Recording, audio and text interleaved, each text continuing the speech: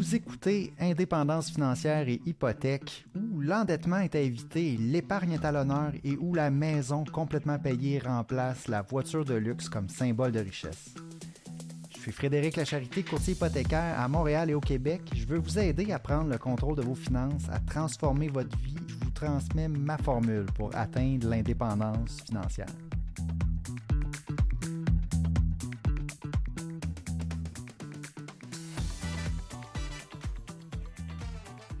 Podcast numéro 98. J'ai un plan en 4 étapes pour changer de maison et puis, coïncidence, notre famille, on est en train de changer de maison. On a acheté une nouvelle maison, on est en train de vendre celle dans laquelle on habite en ce moment.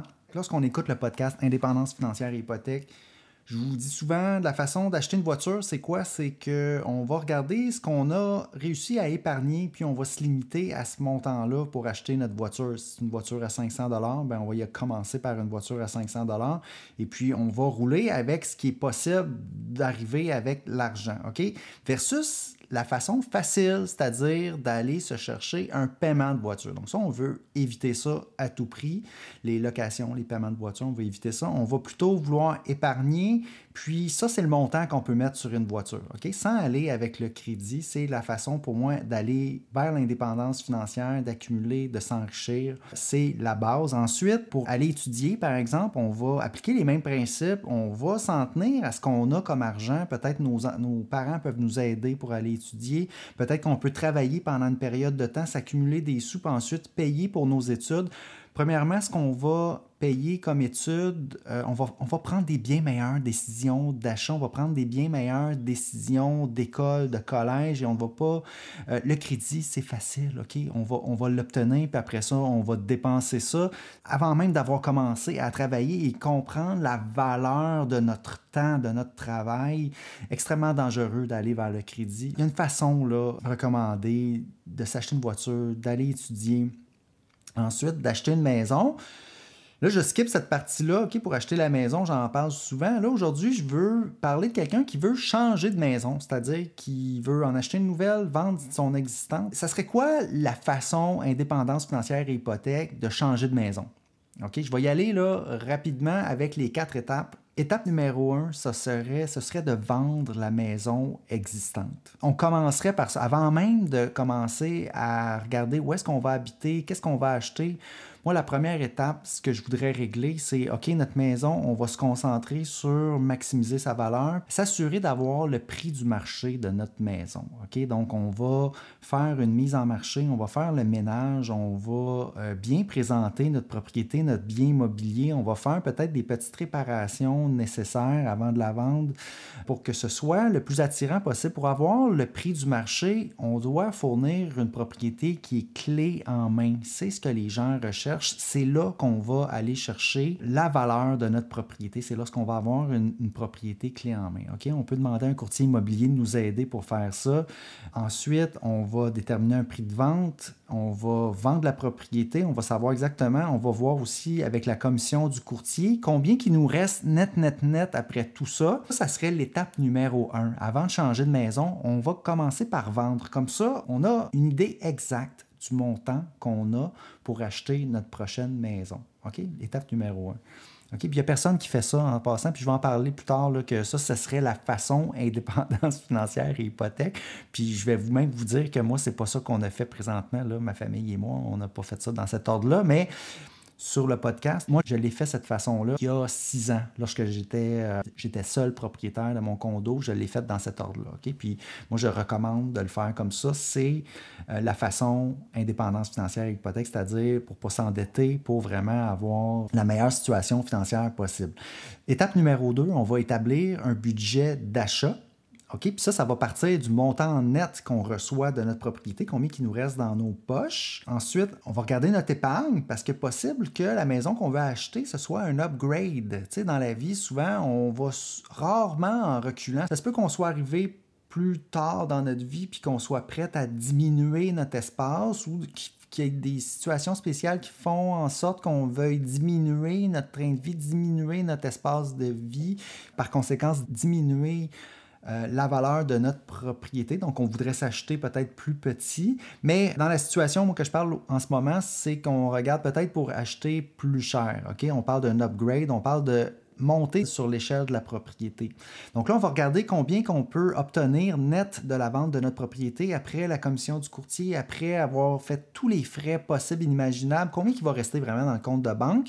On va prendre ce montant-là, puis on va ajouter l'épargne qu'on a. Est-ce qu'on a des CELI aussi qu'on serait prêt à mettre? Puis l'idée, là, c'est qu'on va vouloir faire toute l'opération sans emprunter davantage. Dans le cas de ma famille, moi, en ce moment, on avait 0 dette pour notre propriété. Donc, on veut, à la fin de tout ça, rester avec 0 dette. On veut, dans quelques mois, être installé dans notre nouvelle propriété. Tout est fini, tout est fait, puis on n'a pas aucun emprunt, finalement, lié à notre projet d'upgrade de maison. Donc, c'est ce que je recommande. Dans le cas de quelqu'un qui aurait déjà une hypothèque sur sa propriété existante en vente, ben, on voudrait au minimum ne pas augmenter le prêt hypothécaire. Okay? Donc, c'est l'exercice en ce moment que je suis en train de faire. L'étape numéro 2, on établit le budget. On va regarder combien qu'on a d'épargne. Si jamais la valeur de la propriété qu'on va acheter est plus élevée, on va aller chercher dans notre épargne. Okay? Ce qu'on aurait épargné pour notre prochaine maison, on peut le sortir de nos placements si c'est en CELI. Puis, on va acheter notre maison comme ça. C'est une décision à prendre. Je n'irai pas retirer de mes REER. Rendu là, pas pour la deuxième maison, peut-être pour la première. De toute façon, pour la deuxième, normalement, on ne pourra pas retirer avec le régime RAP. On ne pourra pas retirer. Donc, on n'aura pas de CELIAP non plus dans un contexte comme ça. Mais on pourrait vouloir retirer de notre CELI si on a les fonds à ce moment-là puis qu'on veut faire un upgrade de maison.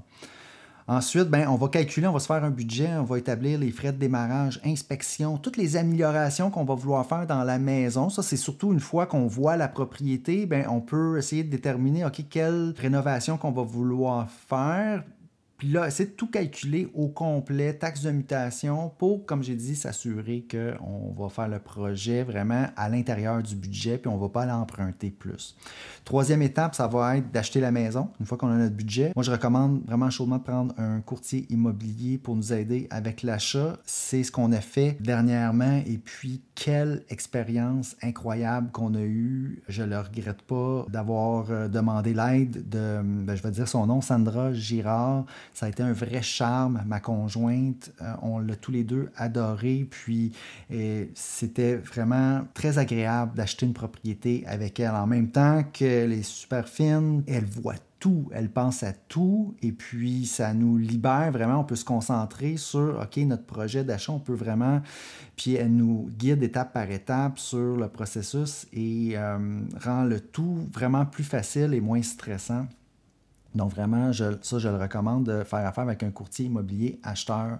À l'étape numéro 3, acheter sa maison, inspecter, faire ses devoirs comme il faut. Là, on n'a plus besoin de s'inquiéter avec la vente parce que normalement, si on a fait les choses dans l'ordre, vendre, établir un budget, là, on peut se concentrer vraiment sur acheter la maison qu'on a besoin. Puis la quatrième étape, c'est de déménager, faire attention, ne pas y aller over budget. Si on a des projets, mais qu'on n'a pas encore tout à fait l'argent, les projets qu'on peut retarder, souvent, ça va être les projets de rénovation. Tu sais, il y a des choses qu'on ne peut pas retarder. La taxe de mutation, le bill va arriver, qu'on le veuille ou non. Les réparations, il faut voir s'il y a des réparations urgentes. Ceux-là, il faut les faire tout de suite. Il faut les avoir prévues dans le budget. Mais les réparations qui peut-être peuvent attendre un petit peu, on va épargner l'argent puis on va les faire lorsqu'on va avoir l'argent pour ne pas aller emprunter chaque chose, pour vraiment respecter notre budget, respecter notre portefeuille, donc déménager. Donc ça, c'était les 4 étapes. Là, maintenant, je vais parler d'autres choses parce qu'il y a la réalité aussi. Vous vous dites, oh my God, moi, j'ai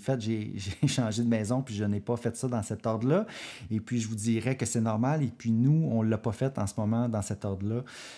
En 2025. Et donc, c'est-à-dire on a acheté avant, puis on est en train de vendre. Là. On le fait dans le désordre.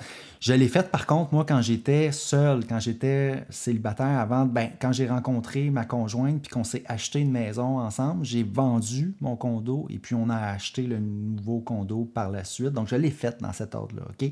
Mais là, évidemment, comme je dis, il y a la réalité. Ma conjointe ici, lorsque je lui parlais de tout ça, elle me disait, moi, Fred, je veux rien savoir de vendre le condo dans lequel on habite en ce moment avant de savoir exactement où est-ce que je m'en vais. OK, puis je comprends ça.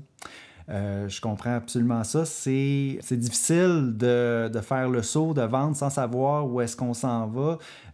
L'idée d'acheter avant de vendre, c'est très, très rassurant et c'est plus facilitant. Et comme dans tout en finances personnelles, souvent, ce qui est le plus facile va coûter un peu plus cher, malheureusement. Mais en même temps, il y a une question d'émotion puis de stabilité familiale. Puis, tu sais, il faut absolument respecter tout ça. Et puis j'étais d'accord, là, tu sais, moi aussi, j'étais content là, qu'on se décide. Puis en plus, il y a un autre facteur qui entre en ligne de compte dans tout ça, OK, qui entre pas dans mes 4 étapes.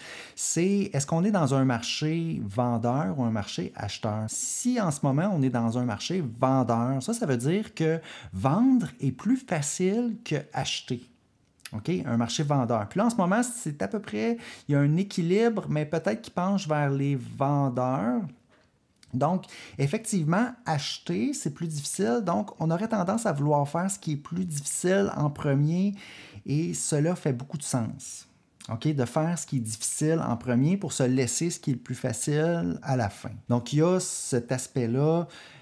Présentement, un marché de vendeurs, donc c'est vraiment les vendeurs qui ont le dernier mot, mais pas tout le temps. Là, c'est quand même assez équilibré. Puis ça va dépendre région par région. C'est pas partout pareil. Donc, oui, il y a la réalité. Il y a pour moi la façon, les 4 étapes, OK, idéales. Je pense si on peut le faire en vendant en premier, établir son budget, acheter la maison, quitte à aller déménager temporairement à un autre endroit. Tu sais, peut-être oui qu'il y a des coûts supplémentaires liés à ça, mais il y a un petit peu de stress, mais financièrement, je trouve que ça, c'est la façon indépendance financière et hypothèque, c'est-à-dire on va se mettre le moins de pression financièrement. On ne sera pas pris, par exemple, dans cette situation-là, à vendre à tout prix parce qu'on a déjà acheté ailleurs. En plus de toutes les considérations de pré-pont qui pourraient être nécessaires lorsqu'on fait l'opération dans le sens inverse, ça peut nous mettre un stress assez intense sur la transaction. Ça peut ultimement nous forcer à vendre à rabais. OK? On ne veut pas se retrouver dans cette situation-là, mais en même temps, le côté émotif de savoir où est-ce qu'on va habiter, tout ça est très important aussi. Et puis, l'aspect humain.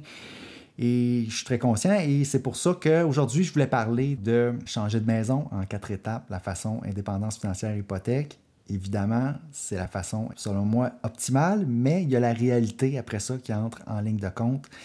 Et puis, c'est tout pour aujourd'hui. Je vous souhaite une excellente semaine et je vous souhaite un bon cheminement vers l'indépendance financière. Merci.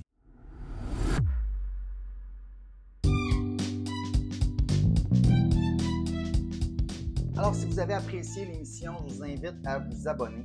J'ai aussi une page Facebook à laquelle vous pouvez vous abonner. Ça s'appelle Frédéric Lacherté, courtier hypothécaire. Vous verrez passer mes publications hypothécaires quotidiennement. Si vous avez des questions ensuite d'hypothèque pour moi, achat, renouvellement, refinancement, n'hésitez pas à communiquer avec moi en prenant un rendez-vous. L'adresse parleravecfred.com. C'est un site, ça va vous mener directement sur mon calendrier. Vous pouvez choisir la date, l'heure, choisir le moment qui vous convient pour prendre rendez-vous. Ensuite, par courriel à hypothèque au pluriel, donc hypothèque avec un S, à commercial frédériclacherté.com, téléphone 514-243-8994. Toutes ces infos-là sont disponibles dans les notes de l'émission. Puis ça me fera plaisir de parler d'indépendance financière et d'hypothèque avec vous.